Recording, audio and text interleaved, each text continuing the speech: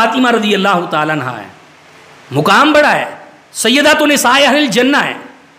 نبی علیہ السلام کے پاس جب گھر آتی، اللہ کے پیغمبر صلی اللہ علیہ وسلم استقبال کے لیے اٹھتے، فاطمہ کو سینے سے لگاتے، آپ اپنی جگہ پہ اپنی بیٹی فاطمہ کو بٹھاتے اور آپ ساتھ یہ بات کہا کرتے تھے کہ میری بیٹی میرے جگر کا ٹکڑا ہے، جس نے میری بیٹی کو تکلیف دی اس نے مجھے تکلیف دی۔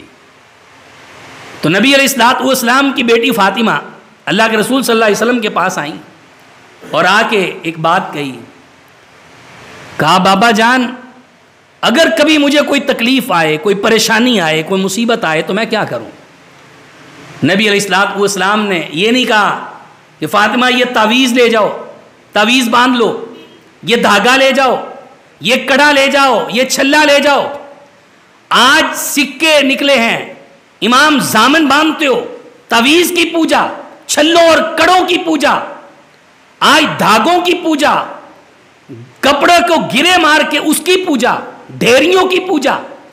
نبی علیہ السلام نے اپنی بیٹی کو کیا سکھایا ہے؟ کہا میری بیٹی اپنے اللہ سے جڑ جاؤ، اور جب کبھی کوئی مصیبت اور پریشانی آئے تو یہ کلمات کہا کرو، اللہم رحمتک ارجو، اللہ میں تیری رحمت کی امیدوار ہوں۔ نبی کی بیٹی ہے، تعلیم اللہ کے رسول دے رہے ہیں، کہا بیٹی یہ کہا کرو، اللہم رحمتک ارجو، اللہ میں تیری رحمت کی امیدوار ہوں۔ فلا تکلنی الی نفسی، اللہ مجھے میرے نفس کے سپرد نہ کرنا، طرفت عین، اللہ پلک جھپکنے کے برابر بھی اللہ مجھے میرے نفس کے سپرد نہ کرنا۔ پیغمبر کی بیٹی اللہ سے دعا مانگ رہی اور پیغمبر علیہ السلام سکھا رہے، وَأَصْلِحْ لِي شَأْنِي كُلَّهُ لَا إِلَهَ إِلَّا أَنْتَ، اور اللہ مجھے پتا ہے کہ بگڑے کاموں کو تیرے علاوہ کوئی سنوارنے والا نہیں، اللہ میرے سارے بگڑے کاموں کو سنوار دے۔ یہ اللہ کے رسول نے اپنی بیٹی کو دعا سکھائی ہے، آپ نے اللہ کے ساتھ جوڑا۔